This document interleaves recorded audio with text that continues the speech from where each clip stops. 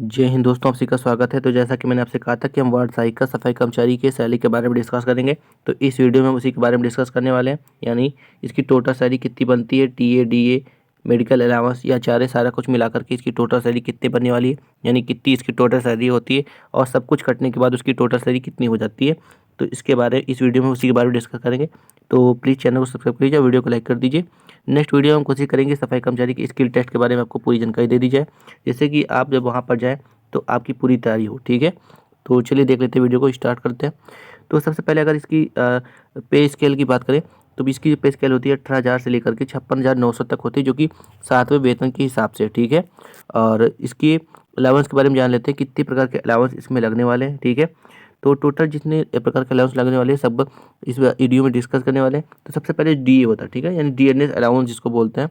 ठीक है, ये आपको साल भर में 2 बार मिलने वाला है, एक 1 जनवरी को, दूसरा 1 जुलाई को। ठीक है, नेक्स्ट आपका होता है एचआरए। ठीक है, एचआरए यानी हाउस रेंट अलाउंस। ठीक है, तो हाउस रेंट अलाउंस ये 3 तरीके से लगता है, सिटी के हिसाब से, ठीक है, जनसंख्या के हिसाब से, पॉपुलेशन के हिसाब से, कैंटोनमेंट के पॉपुलेशन के हिसाब से। ठीक है, तो एक्स ग्रुप के अंतर्गत जो आते हैं वो 27%, वाई ग्रुप के अंतर्गत जो आते हैं वो 18%, और जो जेड एरिया के अंतर्गत आते हैं उन्हें 9% एचआरए मिलता है। ठीक है, इसके आधार पर ही आपका टोटल सैलरी बनने वाली है, और इसको बताएंगे किस तरीके से होता है। एक्स ग्रुप में जो होता है 50 लाख से ऊपर की जनसंख्या वाले क्षेत्र आते हैं। ठीक है, जैसे दिल्ली वगैरह, ये सारे क्षेत्र आपके आपके 27% का आएंगे, यानी बड़े क्षेत्र जो बड़े कैंटोनमेंट से वो आपके एक्स ग्रुप में जाने वाले हैं। ठीक है, 50 लाख से एक्स तरीके से कह सकते हैं, 35 से 50 के बीच में जो होते हैं 18% में, फिर उससे जो कम होते हैं वो जेड यानी 9% में अंतर्गत आते हैं।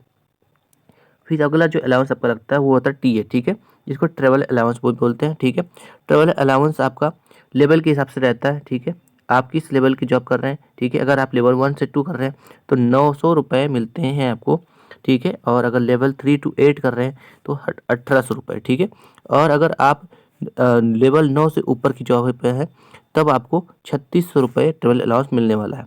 ठीक है, फिर इसके बाद 4th नंबर पे आपको जो मिलने वाला है, ठीक है, वो होता है रिमोट एरिया अलाउंस। ठीक है, यानी दुर्गम क्षेत्र। ठीक है, यानी जैसे आपकी पोस्टिंग किसी ऐसे कंटोनमेंट में हुई हो जहाँ पहाड़ी क्षेत्र हो, यानी जहाँ पर कार्य करना थोड़ा सा मुश्किल हो। ठीक है, तो वहाँ पर ये चीज़ रिमोट एरिया अलाउंस अलग से दिया जाता है। ठीक है, और इसके बाद जो आपका होता है मेडिकल अलाउंस। ठीक है, मेडिकल अलाउंस जो होता है वो 4100 रुपये आपको दिया जाता है। ठीक है, 4100 रुपये आपको मेडिकल अलाउंस दिया जाता है। ठीक है, इसके बाद नेक्स्ट अलाउंस जो होता है वो है आपका ड्रेस अलाउंस। ठीक है, ड्रेस अलाउंस, ठीक है, ये आपको मिलता है 500 रुपये। ठीक है, नेक्स्ट आपका होता है चाइल्ड एजुकेशन अलाउंस, यानी कि आपके बच्चों को पढ़ाने के लिए भी अलाउंस दिया जाता है, जो कि 2250 रुपये होता है, जो कि हर महीने मिलता है हर एक बच्चे को। ठीक है, लेकिन टोटल 2 ही बच्चों के लिए मिलता है। यदि आपके ये 2 से ज़्यादा बच्चे होंगे तब ये आपको नहीं मिलने वाला। ठीक है, 2 बच्चों पर आपको चाइल्ड एजुकेशन अलाउंस मिलता है। ठीक है, तो ये तो आपका टोटल 7 तरीके के अलाउंस आपके सैलरी पर लगने वाले हैं। ठीक है, अब टोटल सैलरी भी देख लेते हैं कितनी सैलरी आपकी होने वाली है। ठीक है, तो अगर टोटल सैलरी की अगर बात करी जाए तो आपका जो बेसिक पे बन रहा है वो 18,000 रुपये होता है, जो कि लगभग हर कंटोनमेंट का सेम रहने वाला है। ठीक है, फिर आपका होता है डीएनएस अलाउंस। ठीक है, जो कि 34% होता है। ठीक है, बेसिक पे का 34% होता है डीएनएस अलाउंस, जो कि 6,120 रुपये बनने वाला है। ठीक है, फिर होता है आपका एचआरए। ठीक है, एचआरए यानी हाउस रेंट अलाउंस, जो कि 9% होता है और 1800 रुपये बनता है इसका। ठीक है, फिर आता है आपका टीए। ठीक है, टीए यानी ट्रांसपोर्टेशन अलाउंस या कहते हैं ट्रेवल अलाउंस। ठीक है, जो कि 900 रुपये होने वाला है। ठीक है, और फिर आता है डीए। ठीक है, अभी आपको जो टीए मिला है ऊपर ट्रांसपोर्टेशन अलाउंस, वो आपको टीए पर भी मिलता है। ठीक है, सॉरी, डीए पर भी मिलता है टीए।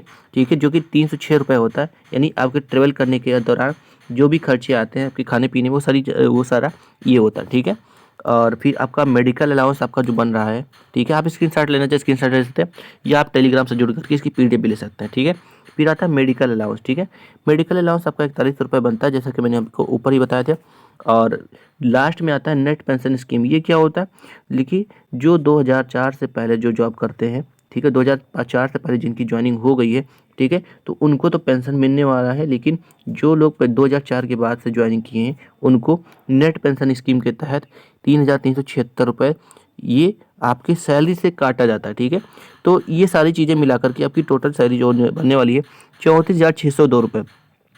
ये तो आपकी टोटल सैलरी हो गई। ठीक है, लेकिन इस सैलरी से भी कुछ कटना है। ठीक है, कटने का मतलब है कि जैसे आपका ये नेट पेंशन स्कीम हो गया, ठीक है, और भी जो भी मेडिकल अलाउंस, ये सारी चीज़ें, कुछ चीज़ें इसमें से कटती हैं। उसके बाद टोटल सैलरी कितनी मिलती है वो चलिए देख लेते हैं।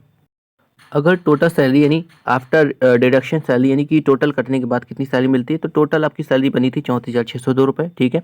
नेट इस पेंशन स्कीम के तहत आपके 3,376 रुपये कटने वाले। फिर आपका एक तरीके से एम्प्लॉय शेयर एनपीएस होता है, जो कि आपके बेसिक पे का 10% कटता है, जो कि डी एंड टी ए का पर होता है, ठीक है। डी एंड टी ए पर आपका 10% होता है, जो कि 2,412 रुपये के बराबर होगा। फिर आपका आता है CGEI, ठीक है। ये एक तरीके से गवर्नमेंट की स्कीम होती है, जो कि 30 रुपये पर मंथ के हिसाब से काटती है, ठीक है। ये एक तरीके से गवर्नमेंट की स्कीम है, ठीक है। तो ये सारी चीज़ें आपके काटने के बाद आपकी जो नेट सैलरी बनने वाली है वो होती है लगभग 28,784 रुपये। ये लगभग सारी कंटोनमेंट के लिए सेम रहने वाली है, ठीक है। तो कन्फ्यूज नहीं होना है, थोड़ा सा हो सकता है दूसरे कंटोनमेंट में 500 या 1,000 रुपये ऊपर नीचे हो जाए, लेकिन लगभग आपका सैलरी 28,784 रुपये ही बनने वाला है, ठीक है। तो इस वीडियो में इतना ही, ठीक है। आशा करता हूँ कि आपको सैलरी के बारे में पूरी डिटेल्स मिल गई होगी। नेक्स्ट वीडियो में प्रयास करेंगे असिस्टेंट टीचर और भी जो भी पोस्ट है उनके जो स्किल टेस्ट वगैरह होती है, या सैलरी से रिलेटेड जो भी होता है, सारा कुछ आपको जानकारी दे दिया जाए। और कमेंट मेंशन जरूर करें अपने कंटोनमेंट का नाम और पोस्ट का नाम जरूर कमेंट मेंशन कर दें। और आपको जिस पोस्ट के बारे में जानकारी चाहिए उसका पोस्ट की जानकारी जरूर कमेंट में मेंशन करें।